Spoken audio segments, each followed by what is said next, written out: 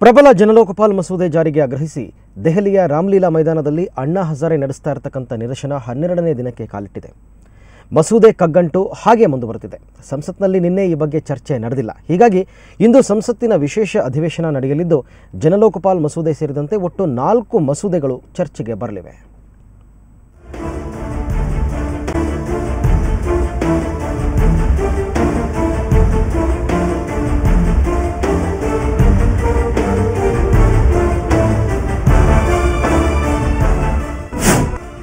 ನಿರಶನ ನಿರಂತರ, ಒಮ್ಮತ ಮೂಡಿಲ್ಲ.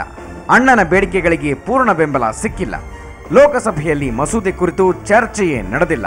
ಸೊ ಅಣ್ಣನ ಹೋರಾಟ ಇಂದು ಕೂಡ ಮುಂದುವರಿಯಲಿದೆ. ಮೌನ ಮುರಿದ ರಾಹುಲ್.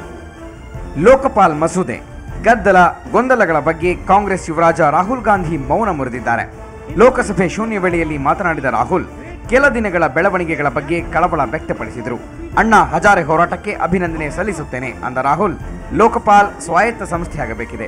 ಲೋಕಪಾಲ್ ಒಂದರಿಂದಲೇ ಭ್ರಷ್ಟಾಚಾರ ನಿರ್ಮೂಲನೆ ಅಸಾಧ್ಯ ಅಂದರು. We speak of a statutory Lokpal, but our discussion sees at the point of its accountability to the people and the risk that it might itself become corrupt. Madam Speaker, why not elevate the debate? Let us take it further and fortify the Lokpal bill by making it a constitutional body like the Election Commission of India. I feel the time has come for us to seriously consider this idea. Rahul ಹೇಳಿಕೆಗೆ ವಿರೋಧ.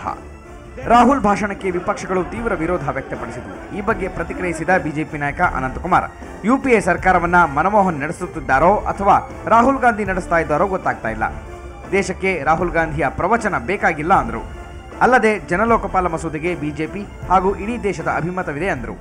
ये समझ में नहीं आ रही है और आश्चर्य भी हो रही है, क्या प्रधानमंत्री मनमोहन सिंह जी यूपीए के सरकार को चलाते हैं या राहुल गांधी चलाते हैं?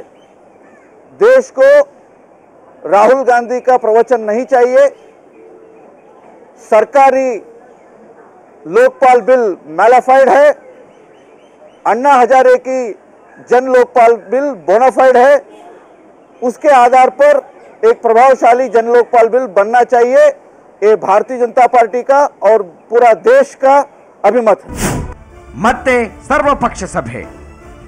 ಇನ್ನು ಲೋಕಪಾಲ್ ಮಸೂದೆ ಬಿಕ್ಕಟ್ಟು ಹಿನ್ನೆಲೆಯಲ್ಲಿ ಸರ್ವಪಕ್ಷ ಸಭೆ ನಡೆಯಿತು. ಸ್ಪೀಕರ್ ಮೀರಾ ಕುಮಾರ್ ನೇತೃತ್ವದಲ್ಲಿ ನಡೆದ ಸಭೆಯಲ್ಲಿ ಬಿಕ್ಕಟ್ಟು ಪರಿಹಾರ ಸಂಬಂಧ ಚರ್ಚಿಸಲಾಯಿತು. ಉಪವಾಸ ಕೈಬಿಡುವಂತೆ ಅಣ್ಣಾಗೆ ಮೀರಾ ಕುಮಾರ್ ಮನವಿ ಮಾಡಿದರು.